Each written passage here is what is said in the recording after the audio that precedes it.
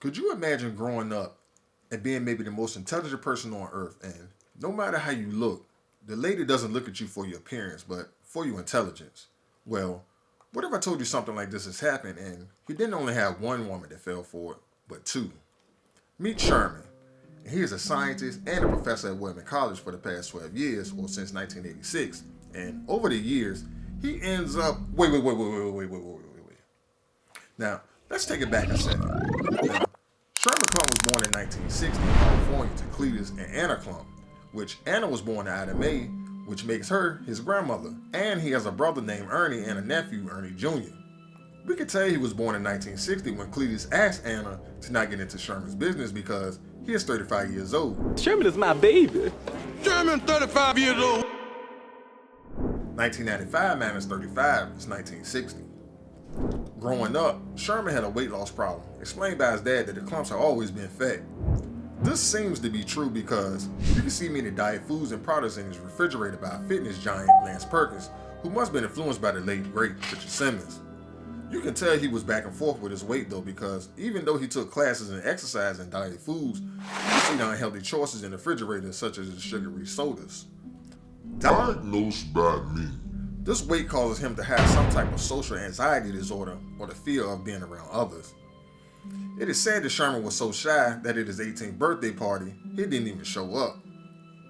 Moving along to middle 1995, Sherman has begun the process of creating a solution that could help with the weight loss with his apprentice named Jason. With him creating the solution, he may have more confidence about himself. But first he has to tend to his professional duties first. He taught genetics class in the science department, and he is under Dean Richmond. Richmond hate Klumps, and he give him threats all school year long about shooting him and even fat shaming him. But you shouldn't be shaming anybody with that George Jefferson on top of your head, bro. Even with the hate from the dean, he can't even really control his classroom. They laugh at his clumsiness. I guess it's the science that counts. Sherman has a love interest at the job and he doesn't even know it. Call her Purdy, and she is the professor of the chemistry class. I gotta give it to Sherman. He was shy, but he could throw an idea out there about dating on a limb, even though he be beating around the bush asking a question. I ain't even that bold. I must be ignorant. Lucky enough, he and Carla began semi-dating, but it was strange. Like, the chemistry, no pun intended, even though she taught chemistry class. This educational relationship set a date night up at the Scream, in which he picked her up at 959 Gailey Avenue, which is located in Los Angeles, California. And now, this shows where Sherman is from. And we can owe the very reason why Trump tried to destroy his life, and also why he may become a multimillionaire. On Friday, June 11, 1995, that very reason was a guy named Reggie Warrington.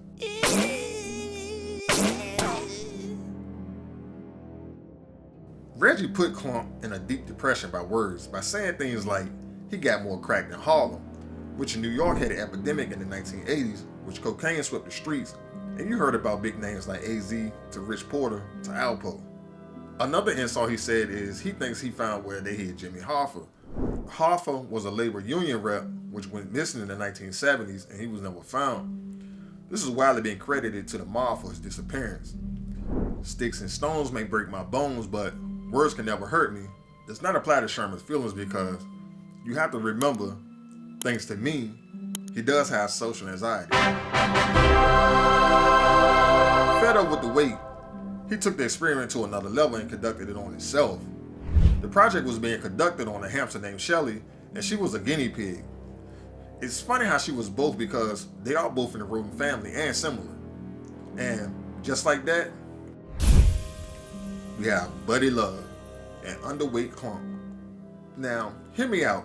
Yes, it is bad that Buddy is here, but with this transformation, standing at 5 foot 10 inches, he dropped over 200 pounds, and he got rid of the high blood pressure of 167 over 124, which could lead to symptoms of a stroke and chest pains. And most importantly, he may have got rid of sleep apnea. Sleep apnea is a disease that causes you to have a hard time breathing, sleeping long, or sleeping anywhere, anytime.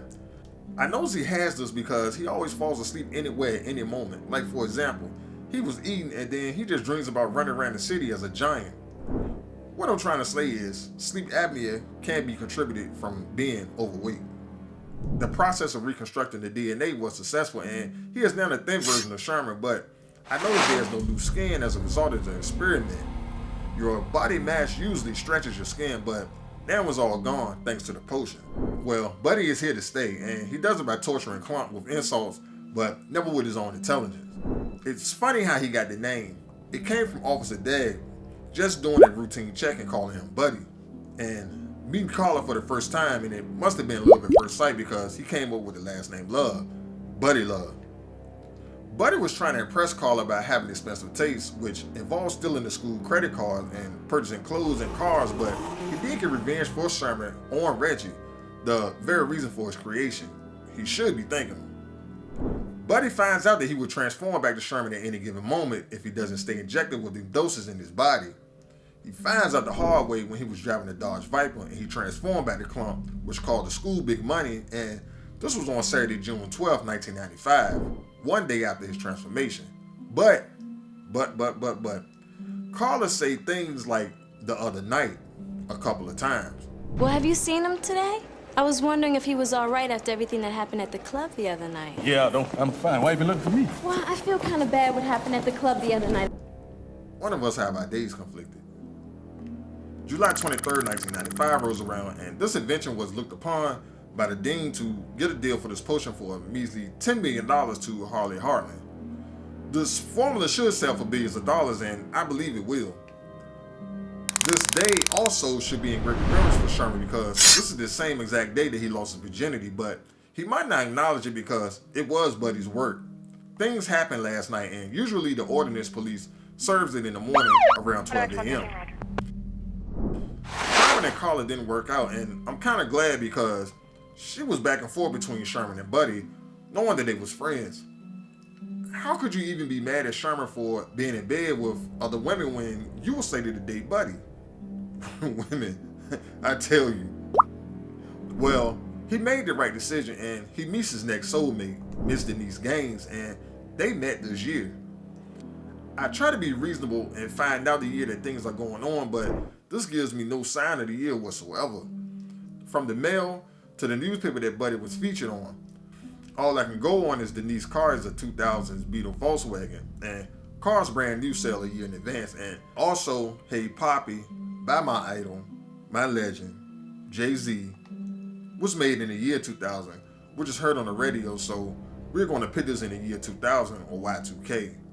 And as a side note, Sherman drives a World War II additional car, a Volvo PV444. He and Denise are matched to a T, both professors and intelligent. Just like Buddy has a problem with Sherman, Sherman also has a problem with Buddy. See, with this weight loss experiment, he gets rid of Buddy, but over time, Buddy started reappearing in mirrors, and it was all thought to be just a psychological trait, but it wasn't. Buddy was coming back as a separate entity, and he was taking Sherman's knowledge, making him obsolete to his studies, and this is the main reason why women loved him. He couldn't even beat Molly, and she is the dumbest hamster they had. But if you notice, 5 years ago, Sherman and others did a study, and it was called the Human Organelles Experiment. Sir, you may want to take a look at the latest test results. I'm not sure if I'm reading them. And it was conducted on a mouse.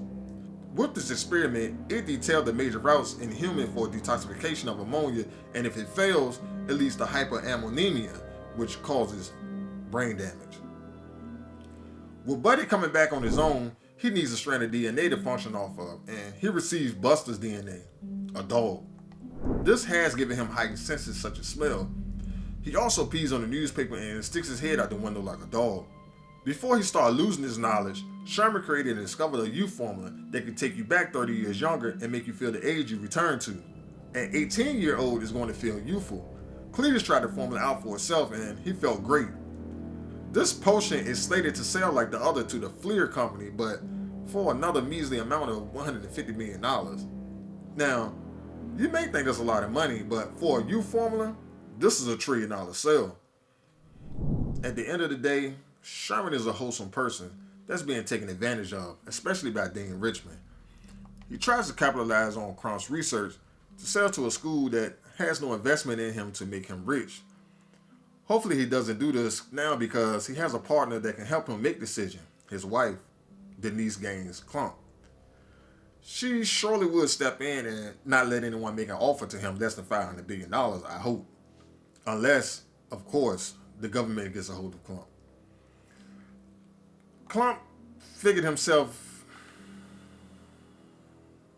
ignorant by saying, no, I ain't, or you can't be the dumbest hamster, or using it signified unintelligence. Nervous, are you? No, I ain't nervous. No, I ain't. No, I ain't. That's interesting. Starting to sound kind of ignorant. I'm never gonna be the same again, am I? I'm afraid not. He classified these words, and you can see my reference earlier. I ain't even that bold. I must be ignorant.